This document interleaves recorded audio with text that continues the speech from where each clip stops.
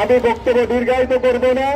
আমরা ইদানিং যে গণভোটের হয়েছে, সরকারি যে পরিপত্র জারি করা হয়েছে, সেই গণভোট নিয়ে এখনো মানুষের ভিতরে অনেক প্রশ্ন রয়ে গেছে। সেই গণভোটকে কেন্দ্র করে আমাদের দলের পক্ষ থেকে ইতিমধ্যে এই গণভোটকে আরো সহজ করার জন্য বিভিন্ন প্রস্তাবনা দেওয়া হয়েছে এবং এই গণভোটের মাধ্যমে যাতে কোনো প্রশ্ন না থাকে এবং সাধারণ মানুষ এখন পর্যন্ত সেই গণভোট সম্পর্কে ওয়াকিবহাল না। এবং আমরা আশা করি যে গণভোটের যে নোট অফ ডিসেন্ট থাকা দরকার ছিল সেটা এখন পর্যন্ত নিশ্চিত করা হয়নি।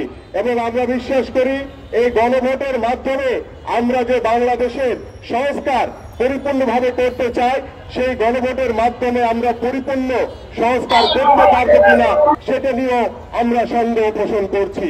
তাই আমি এই অন্তর্বর্তীকালীন সরকারের কাছে আশা করব এই গণভোটকে সাধারণ মানুষের কাছে পৌঁছে দেওয়ার জন্য, এই গণভোটকে আরো সহজ করার মাধ্যমে যাতে বাংলাদেশের মানুষ যে সংস্কারের উদ্দেশ্য নিয়ে গণভোট দিতে চায় সেই গণভোটটি যাতে নিশ্চিত করতে পারে।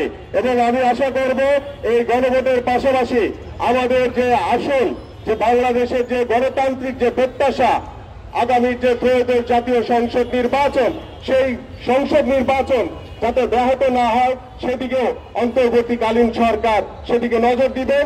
এবং বাংলাদেশের মানুষের প্রত্যাশা, গত 15 বছর বাংলাদেশের মানুষ ভোট দিতে পারে নাই, বাংলাদেশের মানুষ এখন ভোট দিতে চায়, বাংলাদেশের মানুষ তার নাগরিক অধিকার প্রদান করতে চায়। সেই অধিকার প্রদানের জন্য খুব তাড়াতাড়ি ডিসেম্বরে ইনশাআল্লাহ তফসিল ঘোষণা করা হবে এবং তফসিলের পরে আগামী ফেব্রুয়ারিতে যে জাতীয় ত্রয়োদশ সংসদ নির্বাচন হবে, সেই সংসদ নির্বাচনে আপনারা সকলে এদেশের সাধারণ মানুষ প্রত্যেকে আপনারা গিয়ে ভোট দিয়ে আপনাদের নাগরিক অধিকার প্রদানের মাধ্যমে আপনারা বাংলাদেশে একটি জনগণের সরকার প্রতিষ্ঠিত করবেন।